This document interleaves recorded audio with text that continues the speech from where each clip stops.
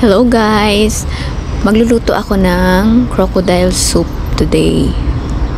Ayan, nakita nyo yan? Crocodile yan. Dried yan. Tuyo yan na crocodile meat. Mahal yan dito guys kasi gamot yan. Home remedy yan nila dito pag masama ang pakiramdam nila. Lalo na yung inuubo sila, yung makati yung throat nila. Sinisipon sila. Maigi yan inumin na soup. Yung alaga ko kasi inuubo. Matagal na yung ubo niya.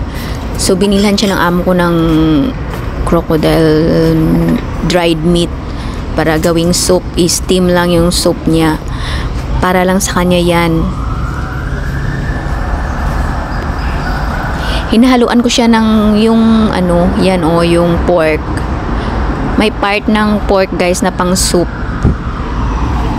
na karne. So yan. At may iba pa yung halo na yan, anong tawag dyan. Ini-steam ko siya ng 2 hours. May ginagamit akong steamer para dyan. Depende sa soup. May soup na sa pot ako nagluluto. Pero pag para sa alaga ko lang na konti lang yung lutuin ko, is dyan na ako sa steamer. Ginagamit ko yan. Iba-blance ko muna yung pork sandali para makuha yung taba niya. Tsaka yung dugo-dugo niya.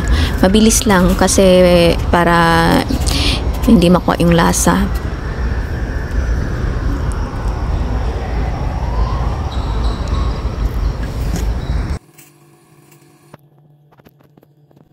Ayan, pag ready na lahat ng isasahog mo, pag nalinisan mo na siyang mabuti, yung mga iba, ilagay mo na siya sa pot.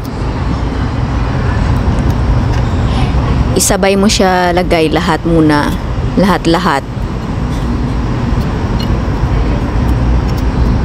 Tapos guys, kailangan ang ilagay mo is warm water or kung pwede hot water ang isabaw mo bago mo takpan para sa tubig pa lang maluto na siya konti bago steam.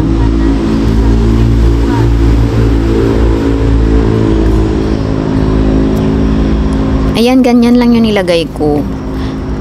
Iniinom yan ng alaga ko yung isang ganyan. Sa isang araw maubos niya yan.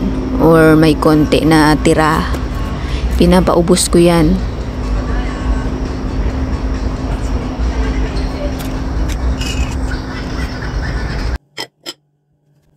Lalagyan ko na yung steamer ng tubig. I-level nyo guys kung gaano karami yung tubig na within 2 hours hindi siya maubusan ng tubig at hindi sosobra din yung tubig na lalabas sa pot sa steamer machine. So kung alam mong sobra or kulang, dagdagan mo at bawasan yung tubig niya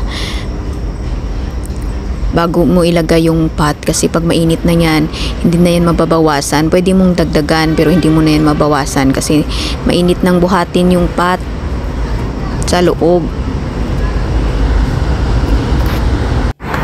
After nyan, iset mo na siya ng 2 hours. Depende sa amo mo, pwede kang magtanong kung gaano katagal mo siya i-steam or i-boil. At pwede mo na siyang iwan. Pwede ka nang gumawa ng trabaho, ng ibang trabaho. Ganyan yung maganda sa steamer na soup.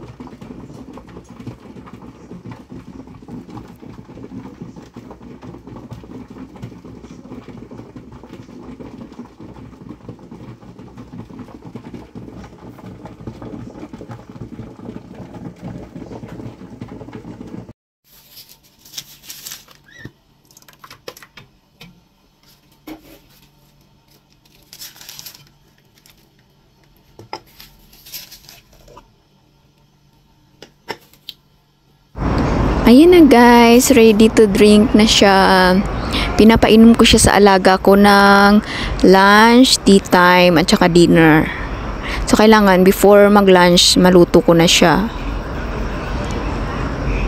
Kung hindi ko man siya maluto before lunch, tea time na, iinumin hanggang dinner. Kung hindi naubos, pag kinabukasan, i-steam ko siya ulit. Tapos ipainom yung sobra. Ilalagay ko lang siya sa fridge muna bago pagka kinabukasan, steam ulit.